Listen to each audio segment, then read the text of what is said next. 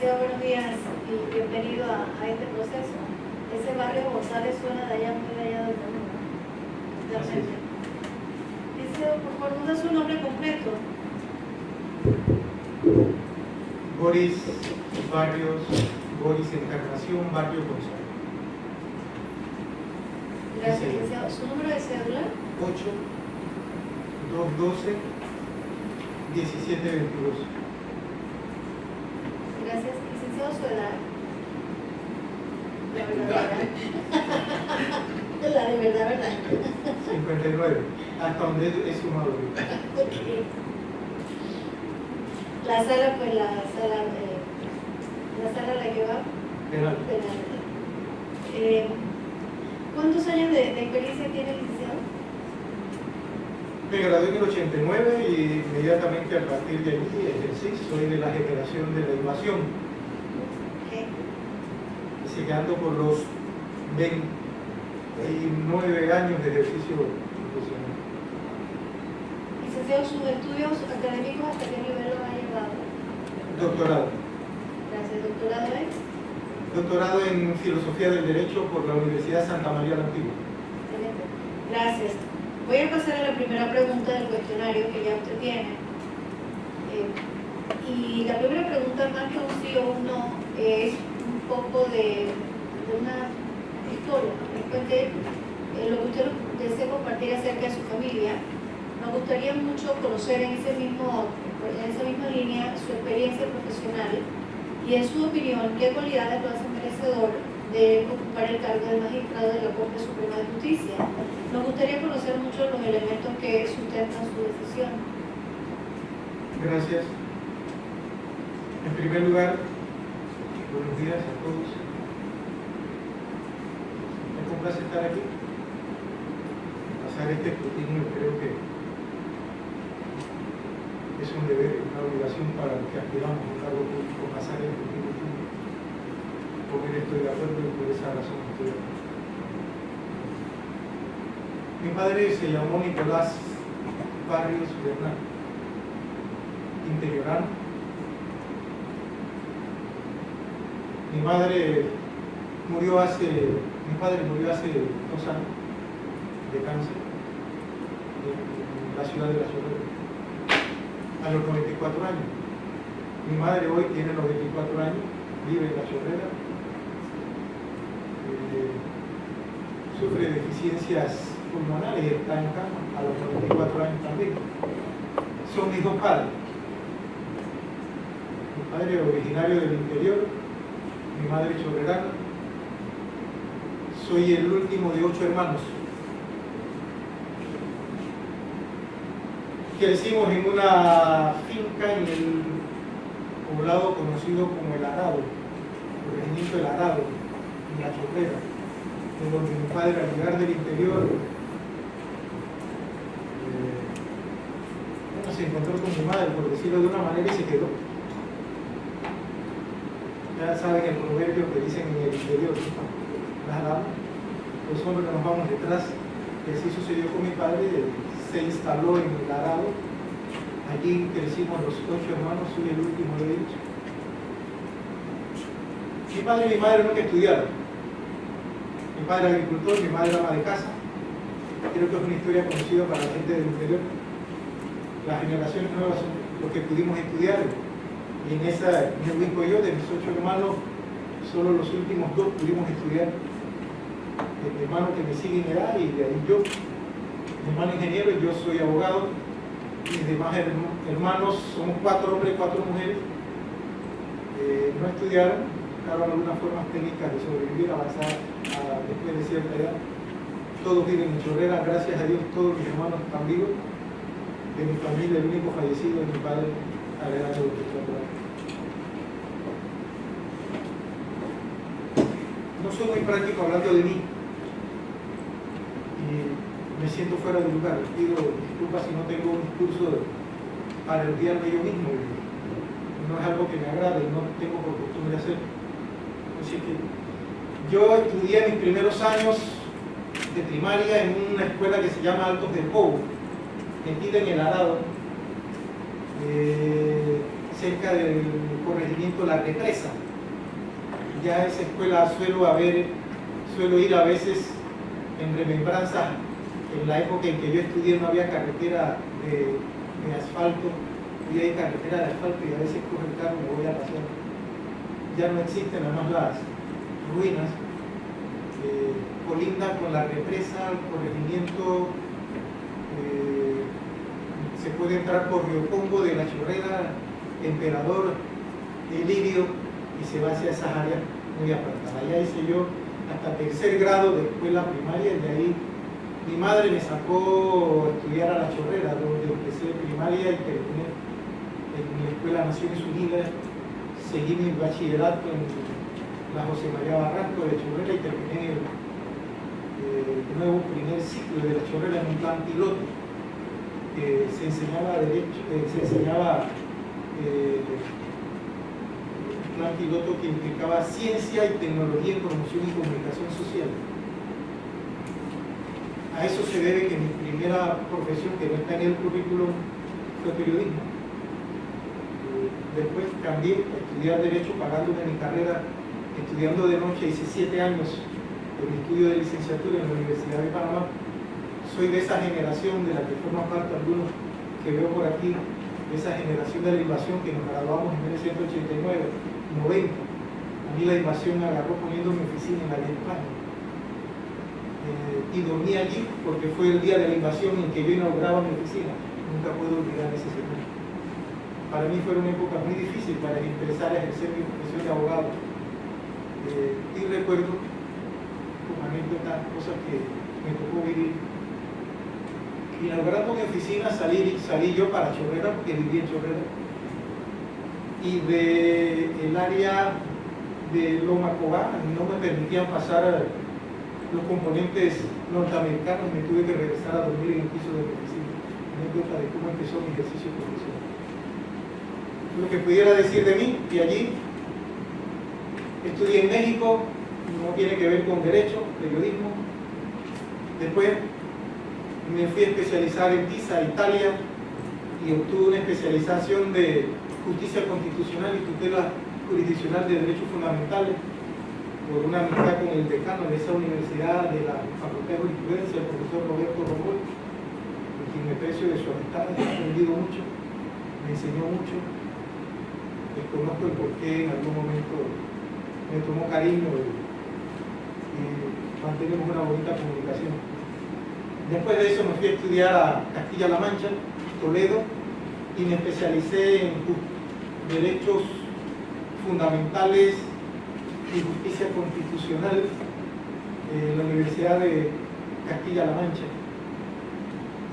Me he dedicado toda la vida a ejercer penal, desde que tengo uso de razón, tal vez por las circunstancias en las que ejercí mi familia.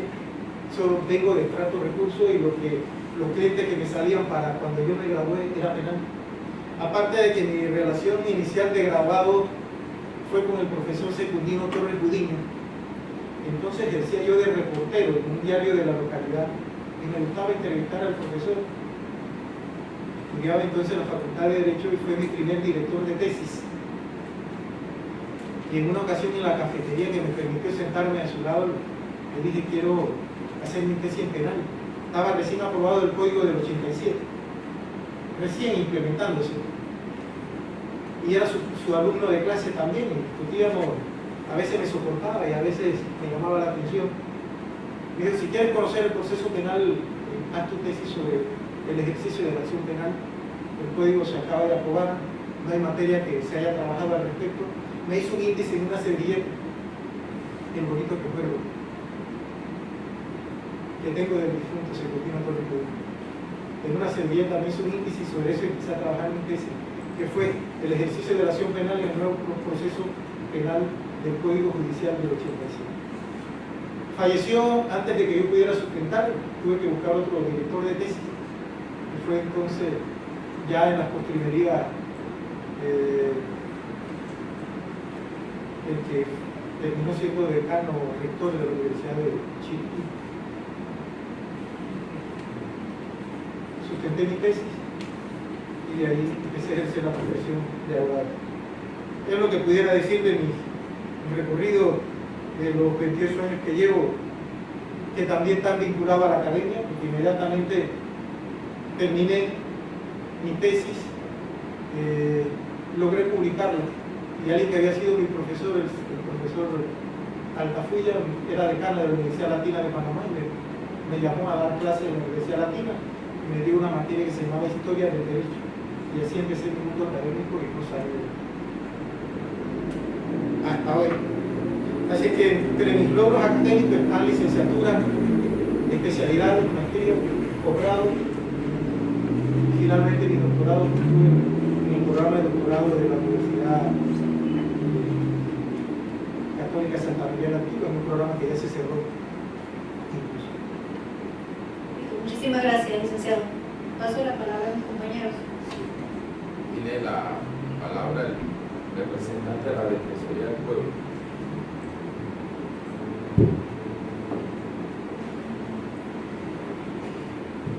Buenos días, doctor, un gusto tenerlo acá. Vamos a continuar con el cuestionario que se le había anticipado. Pregunta 2. ¿Ha sido usted investigado por alguna causa penal? Y de ser así, ¿cómo terminó el proceso? No he ejercido el Ministerio Público nunca, tampoco en el órgano judicial, porque no he sido sometido a proceso disciplinario en estas instituciones. He ejercido 3 cargos públicos en mi vida profesional: asesor en la Asamblea Legislativa, en una época en que existían las secretarías técnicas de la Asamblea Legislativa, formé parte de ese equipo de trabajo técnico, eminentemente técnico. Mi trabajo no era político, era trabajar con las propuestas legislativas, hacer los informes, los estudios de factibilidad, atender las consultas de los diputados por vía de aspectos técnicos, evidentemente. Nunca fui sometido a ningún proceso disciplinario ni penal por el ejercicio de mi función. El otro cargo que he ejercido ha sido de notario primero del circuito de Panamá. Tampoco nunca confronté durante el ejercicio un proceso disciplinario. Finalmente ejercí fiscal general electoral de la República. Cuando ejercí ese cargo se me presentó una denuncia penal porque se me acusaba de haber, se me denunciaba de haber eliminado al frente de la Fiscalía una valla publicitaria de uno de los partidos en la contienda, y decía que era yo el que la había quitado molesto, y esa denuncia se cayó, fue archivada sin que yo tuviera que rendir ningún tipo de declaración al respecto. Y lo digo porque aparece por ahí por los medios de comunicación de Internet esa denuncia que se presentó. Nunca fui llamado a declarar porque definitivamente nunca quité ninguna, simplemente eran militantes políticos que querían molestar. Hay un proceso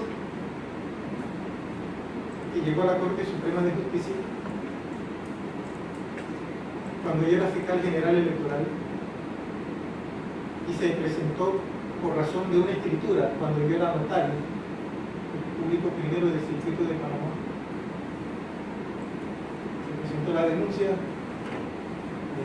una querella propiamente, también por un enemigo. Cuando ejercí el periodismo, que estudiaba Derecho, ese abogado que presentó la denuncia en contra mía, yo lo acusé de corrupción, de robo de fianzas y demás. Era juez en el distrito de La Chorrera y yo era periodista entonces, y yo hice la denuncia. Nunca me ha perdonado de que yo lo denunciara y saliera del cargo por tomarse los dineros de las fianzas. Recuerdo el escenario, fue que me presentó la denuncia en ese momento y trabajaba en la Secretaría Anticorrupción de la Presidencia. Después que yo hice la aclaración de quién era, precisamente lo sacaron de allí. Pero ya la denuncia había sido presentada, pasó por el Ministerio Público, llegó a la Corte Suprema de Justicia en ese entonces, y se trata propiamente de una falsificación de mi firma cuando yo fui notario primero del circuito de Panamá. Pero fue un expediente que para mí fue muy traumático porque fue el que se utilizó para chantajear y no salir del cargo de fiscal general electoral de la República, porque llevaba aparejada otras cosas. No creo que venga el caso mencionarlas aquí. Nunca le he querido hacer tomé la decisión de presentar mi renuncia y después de presentar mi renuncia, ese caso fue archivado sin que yo tuviera que rendir ningún tipo de declaración porque era falsificación de mi firma cuando yo era notario.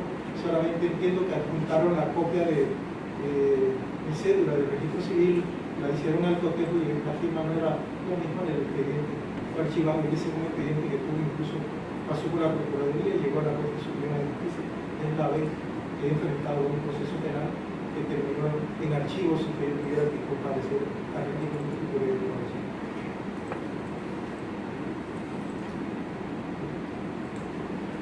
Siguiente pregunta, doctor. ¿Ha sido usted denunciado o investigado por falta a la ética ante el Tribunal de Honor del Colegio Nacional de Abogados o ante el órgano judicial, el Ministerio Público o alguna instancia administrativa?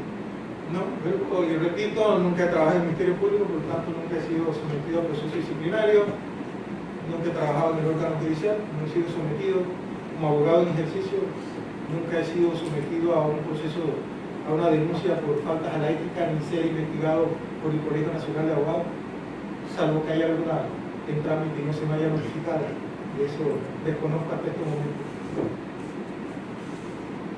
Gracias. Julio Domínguez, Procuraduría General. Buenos días, doctor Vargas. Continuando con las preguntas propias del cuestionario que se le adelantó, voy a hacerle dos en particular. La primera de ellas es la número 13, la número 8, que dice lo siguiente. ¿Cómo garantizaría usted la independencia de la prestación del servicio de administración de justicia en el marco institucional existente?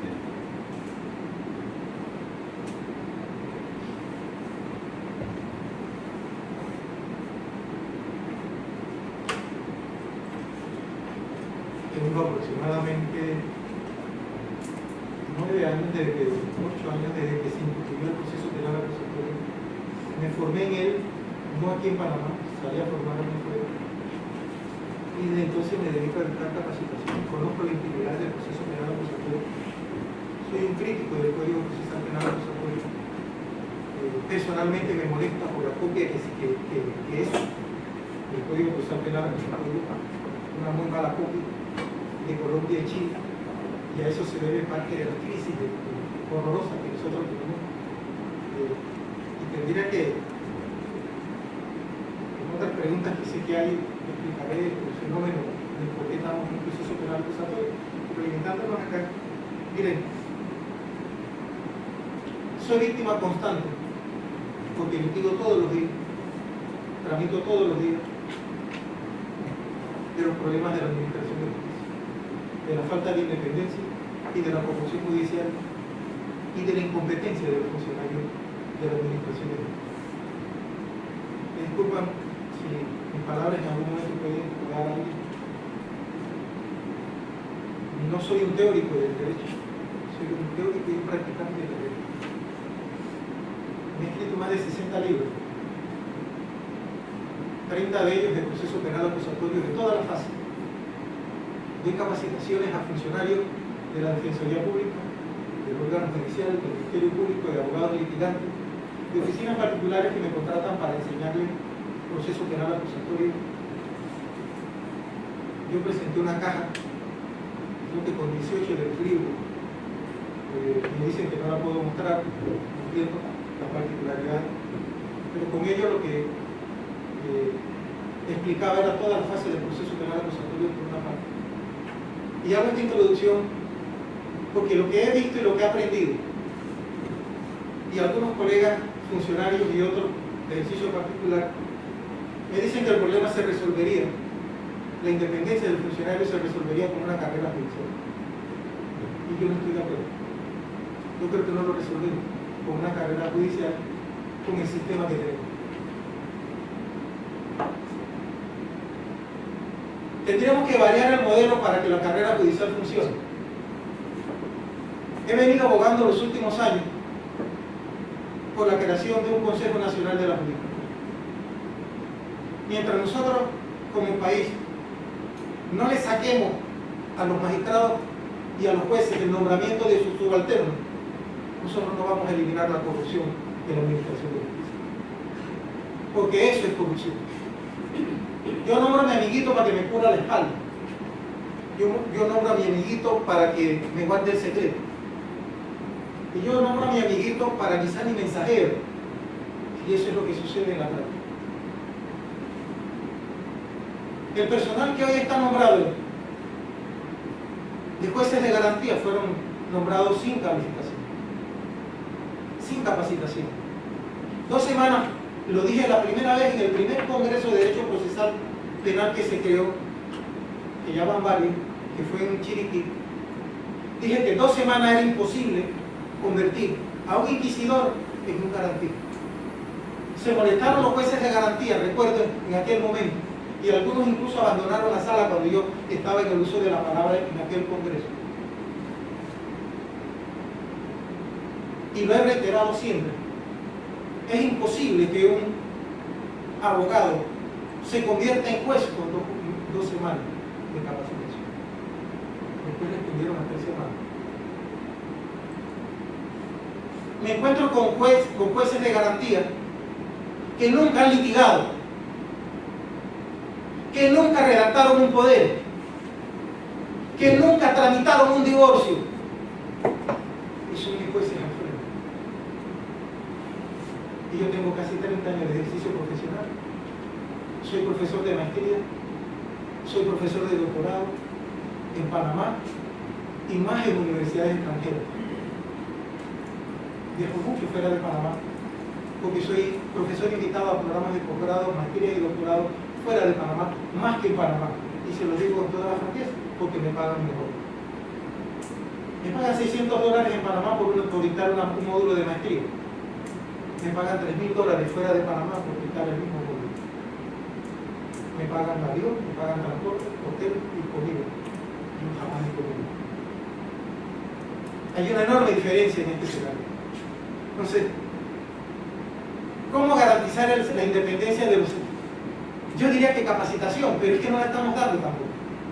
Miren, soy profesor invitado a la Escuela Nacional de la Judicatura de República Dominicana y quiero traer este modelo de ejemplo, porque estoy enamorado del modelo de ejemplo. Para ser juez en República Dominicana, usted tiene que pasar por la Escuela Nacional de la Judicatura 2 años de capacitación. Un doctorado. Tiene rango constitucional, la Escuela Nacional de la Judicatura, presupuesto propio e independencia del Poder Judicial, autonomía administrativa, financiera y funcional, con rango constitucional. Y para ser elegible juez, usted tiene que estar en la lista de elegible y haber pasado 2 años de capacitación en la Escuela Judicial. Eso es formar un juez. Lo que nosotros hacemos en Panamá es improvisar jueces. Nuestros jueces de garantía son improvisados, no tienen la capacidad. Son muchachos que nunca ejercieron.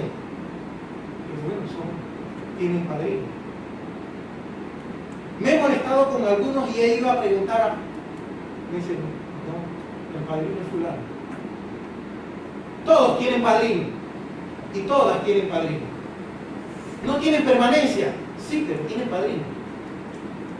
No hay manera de recurrir en contra de las decisiones absurdas que a veces toman.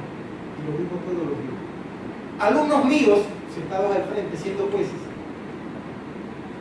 Y recuerdo las clases en las que tuvimos, y son estudiantes de maestría. Les explico una cosa, en las clases de maestría, en la audiencia se nota. Íbamos a conversar, y profesor, ya manda usted. Usted es el profesor allá. Yo necesito el título, pero acá. Así se hace acá. No tiene nada que ver con el derecho, son decisiones. Entonces, mientras nosotros no cambiemos ese modelo,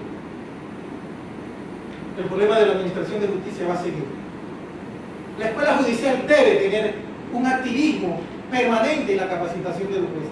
Debe ser el filtro para ser juez, como existen en otros países. Panamá no lo tiene. Panamá nombraron los amiguitos. Si yo tengo poder, yo nombro un juez. Los jueces de garantía están nombrados por los señores magistrados, son sus padrinos, o por los magistrados de los tribunales superiores, son sus padrinos. Todos tienen padrinos. Resulta desagradable y lastimoso tener que decir eso. No sé si es negativo, es una catarsis. Porque lo vivo todos los días.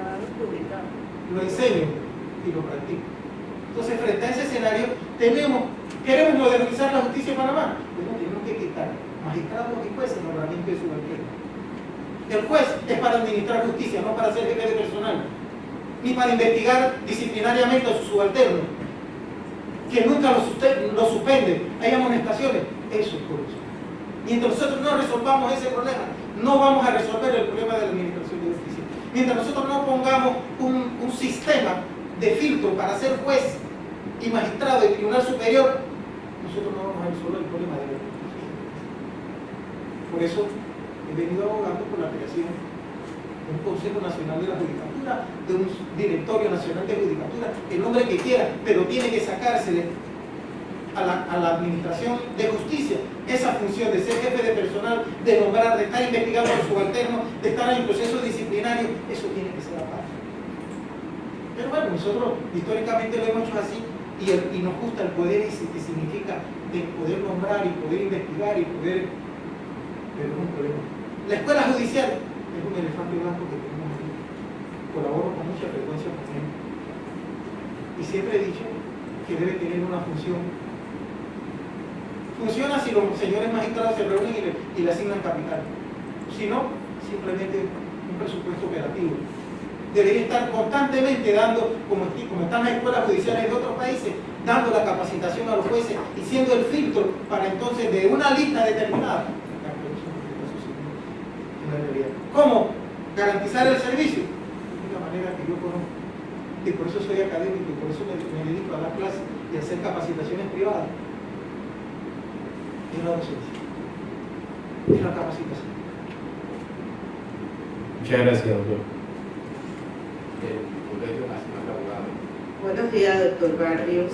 No necesariamente le vamos a hacer todas las preguntas, por eso es que estoy viendo que su exposición puede amarrar alguna respuesta de otra. Quiero entender que su respuesta ahorita, referente a la independencia judicial, también tiene que ver un poco con lo que usted considera que el servicio de la Administración de Justicia debe ser transformado, o quiere agregar algo más referente a ese tema, que iba a ser una pregunta muy puntual sobre eso. Sí, si me permiten. Cuando he dicho que, cuando me hicieron la pregunta, sí considero que debe ser transformado. Es necesario transformar la Administración de Justicia. Es necesario hacer cambios. Y yo creo que los que hoy aspiramos a ser magistrados de la Corte Suprema de Justicia, si no vamos con una visión de cambio, no tenemos nada que hacer a la Corte Suprema de Justicia. Se lo planteo en el porque no tiene sentido ir a hacer más de lo mismo. En lo que a mí respecta, los cambios implican que la comisión disciplinaria del órgano judicial funcione. Se eligió una comisión de disciplina, no un tribunal de disciplina, que no funciona. Hay que activarlo. No es posible que no podamos presentar quejas ni querellas contra jueces y contra magistrados. Porque me va a decir, sí se puede, sí, pero no tiene ningún sentido hacerlo. Porque los que investigan es un equipo donde lo que yo sé hasta aquí nunca ha operado y nunca ha funcionado. Eso. Queridos señores, señoras, tenemos que cambiar. Porque la ciudadanía y los usuarios del sistema del cual soy parte, sentimos que estamos desprotegidos frente al abuso, la arbitrariedad del funcionario que administra la justicia. Eso hay que cambiar.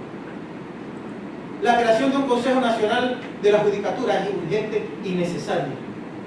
Nosotros venimos trabajando en una propuesta legislativa sobre esa temática. Y es posible que pronto se enteren ustedes de la formalización, porque venimos abogando por esta institución y por esta figura. Que la escuela judicial tiene que darse el activismo que se requiere en la capacitación de los funcionarios judiciales. Tres aspectos que quería en torno a la transformación de la administración de justicia. Y un elemento adicional. Los países donde la administración de justicia ha tenido un sesgo más orientado es donde tienen el sistema de precedentes. Nosotros no tenemos un sistema de precedentes.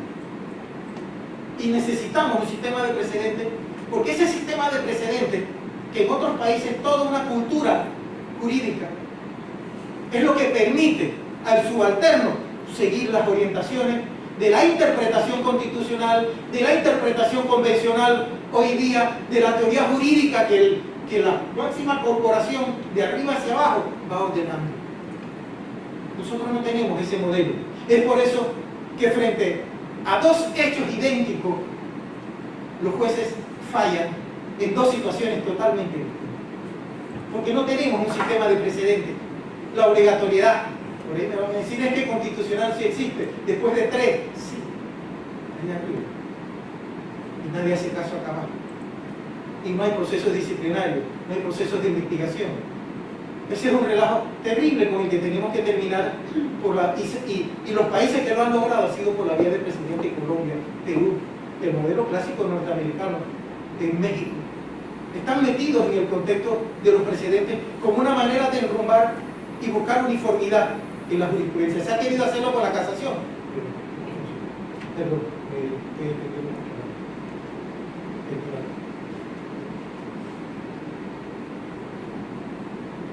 ¿Qué lee usted si la percepción ciudadana cuestiona su actuación en el desempeño del cargo, lo cual de forma tal pues que afecte la credibilidad del órgano judicial?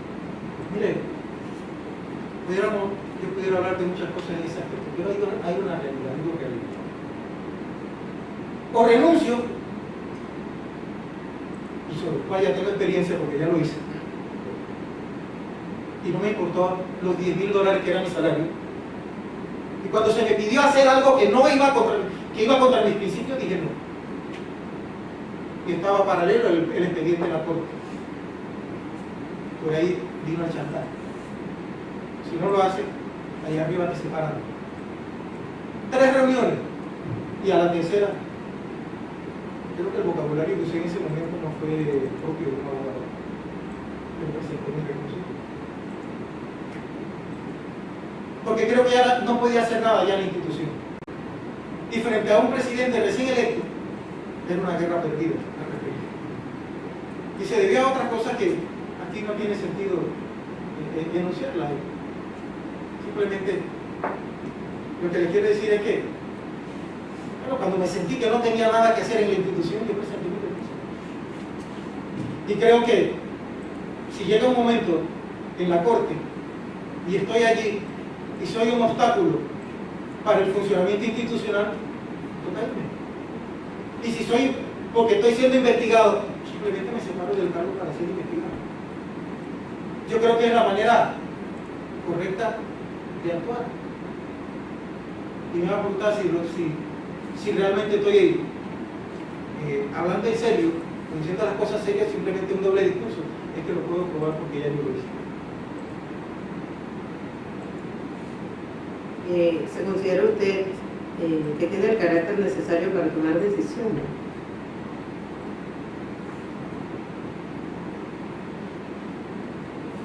Mi hija está aquí conmigo.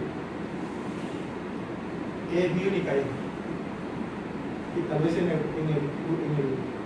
cronograma familiar se me olvidó decirlo que soy un hombre casado de 29 años, 30 años. Mi hija tiene 29 años. Lo tuve después de 2 años, así que por 31 años de casado. 31 años de que me soportan, porque realmente se trata de eso.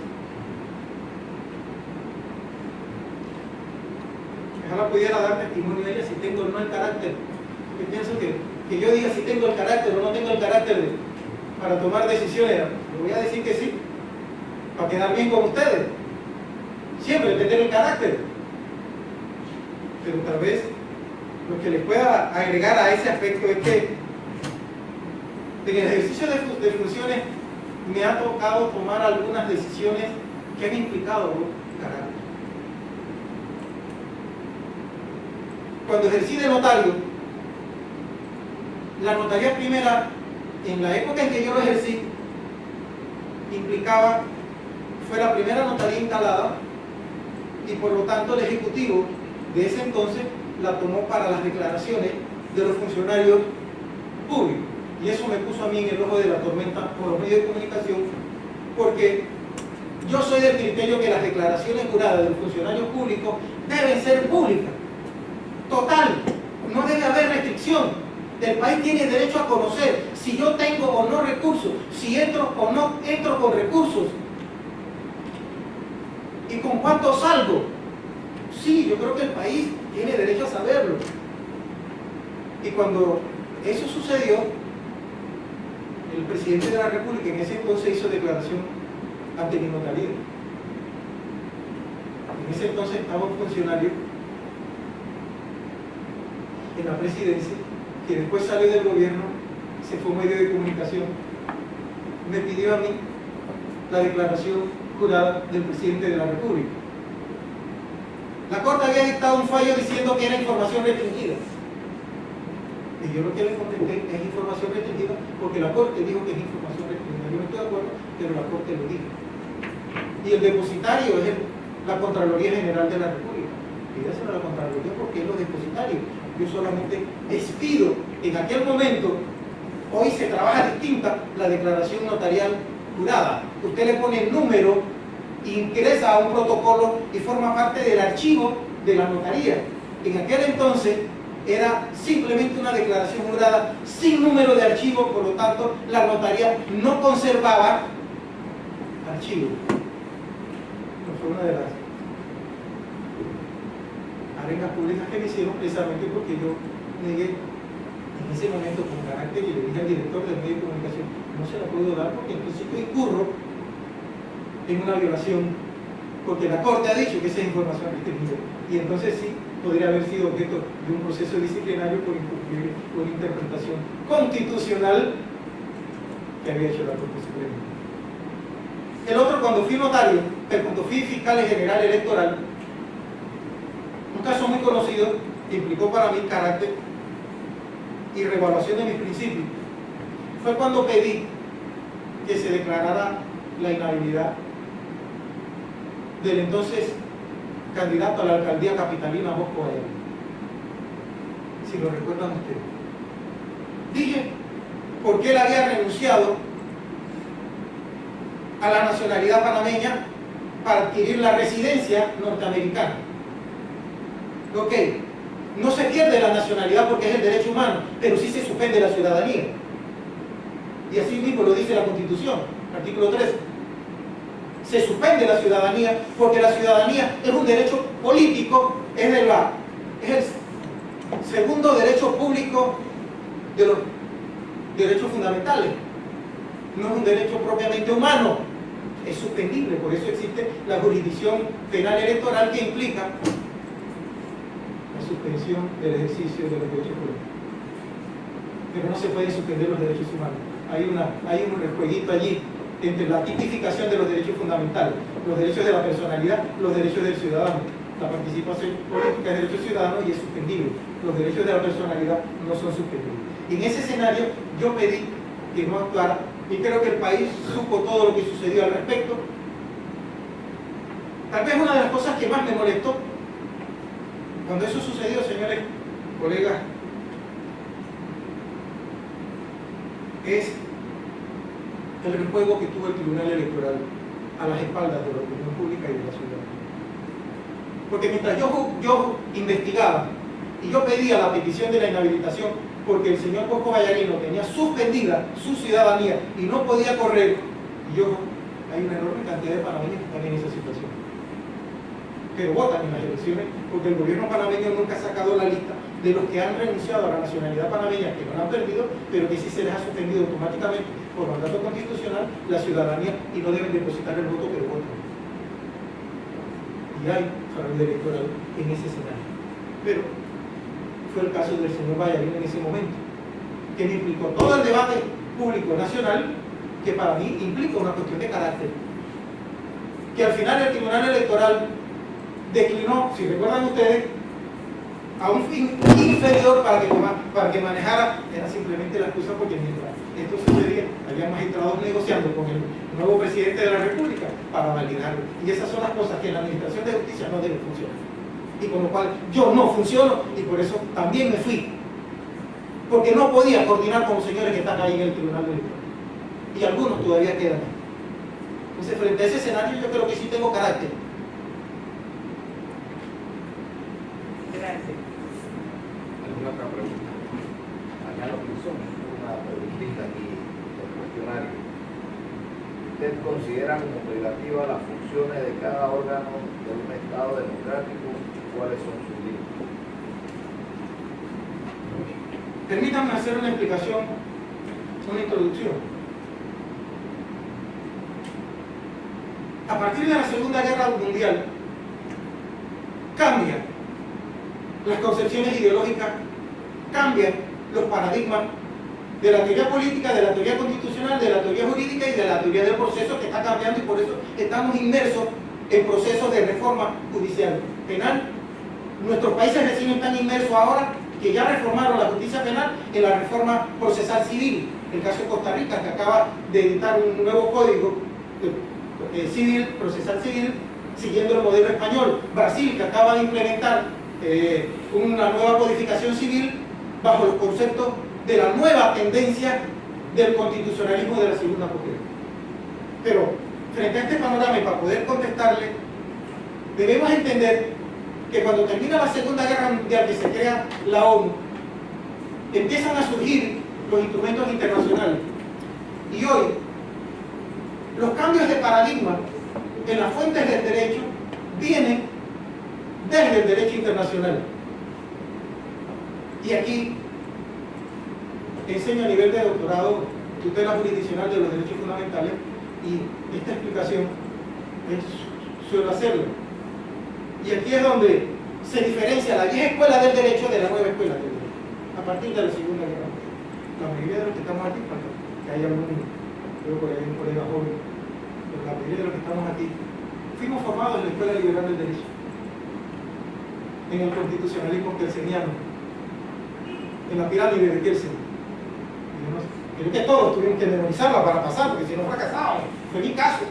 Yo me tuve que memorizar teoría pura del derecho. Pero después, y mi formación fue después de la Segunda Guerra Mundial. Hoy, yo estoy molesto con mi profesor. ¿Y por qué estoy molesto? Porque me estaban enseñando constitucionalismo liberal en tiempos de un constitucionalismo social. Y nunca me lo dijeron. Porque no entendieron mis profesores que después de la Segunda Guerra Mundial el mundo giró hacia el constitucionalismo social y dejó el constitucionalismo liberal. ¿Cómo lo hizo? Bueno, es que cuando se crea la ONU, la Carta Constitutiva de la ONU del 45, el primer instrumento jurídico es la Declaración de Derechos Humanos del 48. Y después, ese organismo, esa declaración es la que trae la creación de la Jurisdicción Europea de Protección de los Derechos Humanos, la Corte Europea de Protección de los Derechos Humanos, pero también lo hace en América Latina, en el 69, que crea la jurisdicción. Y de ahí vienen los pactos de los derechos civiles y políticos, vienen sociales y económicos, y vienen todas las organizaciones. ¿Qué quiero decir con eso a su pregunta? Y no es que me esté yendo en el escenario, es que no estamos entendiendo nosotros los panameños que el escenario de la administración de justicia hoy y de la administración del Estado, si nosotros no entendemos, queridos colegas, los cambios de paradigma que se dieron en la Segunda Guerra Mundial, nuestra administración de justicia nunca se va a encontrar. Eso ha implicado que los poderes públicos y privados hoy están sometidos al texto de la Constitución 1 y a la convencionalidad 2. Y nosotros tenemos 6 sentencias condenatorias por la Corte Interamericana de los Derechos Humanos. Pero todavía yo escucho a profesores universitarios decirle a sus alumnos: nosotros no podemos aceptar que por encima de la Constitución estén los convenios y los tratados internacionales. Pero si tenemos 6 condenas por la Corte Interamericana de los Derechos Humanos, ¿cómo lo explicamos? Es la pregunta que siempre le hago. Y profesores universitarios que me escuchan a veces en las conferencias explicar esto. Dicen: profesor, yo no estoy de acuerdo con usted. Y me dicen: perdóneme, yo soy quinterista. Borró el maestro esa respuesta. No toma mal comentario. Es que Quintero escribió para la Constitución del 46. Y aún así, hoy nosotros tenemos que entender que esos cambios de paradigma cambiaron. El maestro no estaba equivocado. Yo fui alumno de César Quintero, como lo fueron alumnos que están aquí, salón con salón. Excelente maestro. Pero las concepciones ideológicas cambiaron. Si nosotros hoy no nos damos cuenta que para aplicar la justicia penal acusatoria, nosotros nos tenemos que ir a esos cambios de paradigma, y que por encima de la Constitución están los tratados internacionales, y que hoy impera el control de convencionalidad, y que tenemos que tenerlo por consecuencia. Un penalista hoy, un juez, porque las que no se han leído, a Luigi Ferrajoli, es cualquier cosa menos penalista y menos juez. Esto molesta, discúlpenme. Esto es un discurso antipático para la vieja escuela del derecho. Y por eso tenemos que leernos a Luigi Ferrajoli, a Gustavo Saliberti en el derecho dúctil. Pero un penalista tiene que leerse a Luigi Ferrajoli porque está obligado, derecho y razón, teoría del garantismo. ¿Cómo voy a ser garantista si no me he leído la Biblia del garantismo? Y no hay nada que le moleste más a los jueces de garantía, que vayamos los abogados y le hablemos de derechos fundamentales, le mencionemos a Robert Alexi, Gustavo Zagrebelsky, Luigi Ferrajoli, Ronald Dworkin. Les molesta a los jueces. Al punto que nos quitan la palabra, porque ya me ha pasado. Porque no entienden de eso. Definitivamente, esa no fue nuestra formación en la universidad. ¿Qué es lo que les quiero decir con esto? Esto es parte de la nueva formación de nuestros jueces, de nuestros magistrados. Nuestra Corte tiene una deficiencia desde arriba, no hace docencia en su fallo. Y tiene la Administración de Justicia confundida, y los fallos que dicta en materia penal son terribles. Y tienen a los jueces confundidos, y en tribunales superiores confundidos. Tienen que hacer docencia, se lo digo cuando me han dado la oportunidad de una buena conversación, de ser irrespetuosa. Tienen que hacer docencia en su fallo, porque este es un proceso que está en los cambios y en la... Entonces, frente a este escenario, hoy los poderes públicos, organismo legislativo, judicial, están sometidos al texto constitucional. Ese es el control, pero además al control de convencionalidad. Nosotros tenemos aquí el caso más grande de América Latina, que somos el ejemplo y la burla en América Latina, el caso Gaena Ricardo contra Panamá. Terrible. Entonces, eso nos implica a nosotros que tenemos que cambiar. Ya los poderes públicos no están a la libertad. Igual que una reforma constitucional, una constituyente hoy tiene controles, límites fácticos y jurídicos, dicen las nuevas tendencias y las nuevas doctrinas.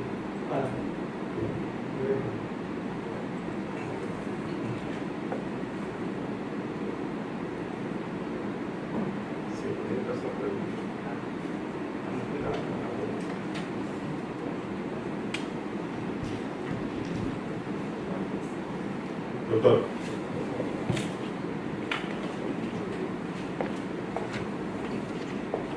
Yo quisiera, la pregunta número 4, habla sobre las cualidades para el desarrollo del cargo y el trabajo en equipo. La Corte Suprema y la Sala Segunda de lo Penal son entes colegiados. ¿Cómo usted visualizaría la entrada del doctor Boris Encarnación Barrios González a un ente colegiado, y cuál pudiera ser el impacto en ese sentido que usted tendría tanto en la sala como en el pleno?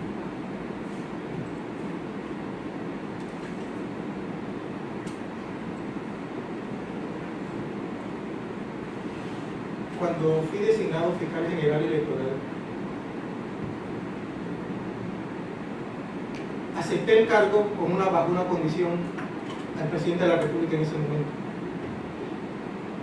porque yo no era de trabajar dependiente del Tribunal Electoral, porque la Constitución dice que el fiscal general electoral es independiente en el ejercicio funcional y autónomamente financiero. Y cuando se me consideró para el cargo, dije, yo lo acepto, pero si se me permite separar la Fiscalía General Electoral del Tribunal Electoral. Esa fue una tarea que hice yo. La hice en 6 meses. Separé la Fiscalía General Electoral del Tribunal Electoral presupuestaria y funcionalmente, la saqué y la instalé. Dirigí una fiscalización de un proceso electoral difícil, si recuerdan ustedes, ese proceso electoral donde ganó el señor Ricardo Martinelli la presidencia. No fue nada fácil. Tuve diferentes conversaciones con él durante el proceso electoral, muy difícil. Y peor después cuando él ganó, se complicó mucho más para mí y por eso tuve que renunciar. Pero mi función institucional fue darle a la Fiscalía General Electoral, por ejemplo, lo que constitucionalmente se tenía establecido. Y organizé un equipo de trabajo de 300 funcionarios permanentes y 200 funcionarios eventuales.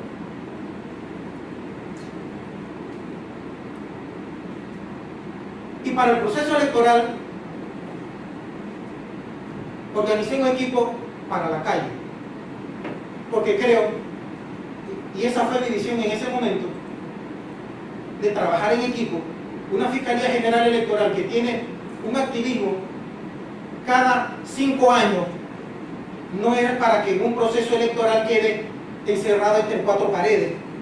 Y yo formé mi equipo de trabajo, lo capacité y la semana de las elecciones lo hice ir a la calle, a resolver los problemas en las calles, en las escuelas, en los centros de votación, no esperando que llegaran las denuncias, porque yo entendía que el político activista que anda buscando su voto no va a sacar el tiempo para ir a una fiscalía 2 o 3 horas para presentar una denuncia, porque tiene que andar buscando los votos el día de las elecciones y la semana de las elecciones. Yo sé trabajar en equipo y aprendí a trabajar en equipo después de dirigir 600 abogados. Yo creo que eso me hace algún nivel de experiencia en el trabajo. Por eso, ¿cuáles son sus cualidades en el desarrollo del cargo y el trabajo en equipo? Separé la Fiscalía General Electoral, hice un equipo de trabajo, lo capacité, que después lo que pasó, lo que llegó, destruyó todo el trabajo y los recursos del Estado que invertían en la capacitación, sí, es otra cosa, pero creo que en ese escenario yo cumplí mi parte como organizador de equipo y sé trabajar en equipo. Soy presidente de una asociación panameña de Derecho Procesal Constitucional, que una vez al año hace un congreso anual internacional trayendo 30 expositores internacionales y 30 expositores nacionales. Y trabajo con un equipo de abogados, de profesionales, que es mi pasatiempo. Y digo que es mi pasatiempo porque ahí no se hace dinero, ahí se hace academia. Y ha sido mi manera de traer a Panamá la explicación del control de convencionalidad. De que los funcionarios para administrar justicia hoy tienen que conocer el control de convencionalidad. Tienen que saber que hoy se argumenta desde la convención, porque nuestra constitución está tan desfasada que no recoge el artículo 7 de la convención y que no recoge el artículo 8 de la convención. Y creo que esa es la última pregunta que está en el cuestionario sobre el debido proceso. Que nuestros funcionarios hoy no lo entienden, mi querido colega. Todavía siguen pensando que el debido proceso es en función de la ley, porque el artículo 32 dice que conforme al trámite legal. Y hoy no han entendido que nos han sentenciado 6 veces por violaciones al debido proceso, porque ya no es una cuestión de la ley, ahora es una cuestión de derechos humanos. Y el mínimo estándar del debido proceso es el artículo 8 de la Convención Interamericana de los Derechos Humanos. Nosotros tenemos un problema en el acusatorio, eliminamos la apelación. Le dije a la Corte, es inconvencional. Y ojo, que en cualquier momento un abogado se va a la Corte Interamericana y condenan a Panamá por violación de los derechos humanos al haber eliminado la apelación. Porque ese es un derecho humano. Los que hoy están trabajando control de convencionalidad lo pueden entender. Pero nuestra Corte, en el 2009, admitió el control de convencionalidad producto de la influencia del caso Baena Ricardo, cuando nos condenaron a Panamá, y la Corte Interamericana vino y se reunió con la Corte panameña y le dijo que tenía que adaptar los instrumentos nacionales y la interpretación, y se hizo una interpretación en el 2009 diciendo que ya el artículo 54 hoy, que el amparo solo procede contra órdenes de hacer o no hacer, y es un contexto totalmente liberal antes de la revolución de la Segunda Guerra Mundial desfasado, y que había que adaptarlo al artículo 25 de la Convención, control de convencionalidad. Pero hoy nuestros jueces no entienden este contexto y les molesta, y esta es una capacitación que creo que el órgano judicial en su sentencia debe estar bajando con cada sentencia, decirle a los jueces, a los fiscales, tienen que hacer control de convencionalidad, tienen que aplicar el control de convencionalidad. La Escuela Judicial debería estar trabajando en capacitaciones sobre control de convencionalidad. Lo está haciendo Costa Rica, lo está haciendo México, lo está haciendo Perú, lo está haciendo Colombia. Todos estos países están inmersos en la inserción del control de convencionalidad, porque es la protección de los derechos humanos en la justicia penal, excepto nosotros los panameños que no molestan.